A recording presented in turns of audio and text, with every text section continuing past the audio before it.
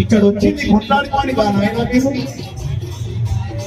దేవుని కోసం వచ్చి ఏదో ఎంజాయ్ చేసుకోకుండా కొట్లాడుకోవడమే.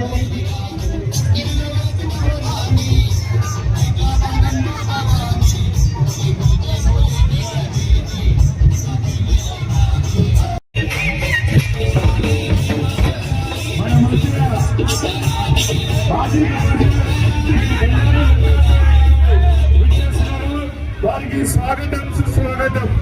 మన స్టేజ్ దగ్గరికి విచ్చేసిన హర్యానా గవర్నర్ బండారు దత్తాత్రేయ గారికి స్వాగతం సుస్వాగతం తెలియజేస్తున్నాము.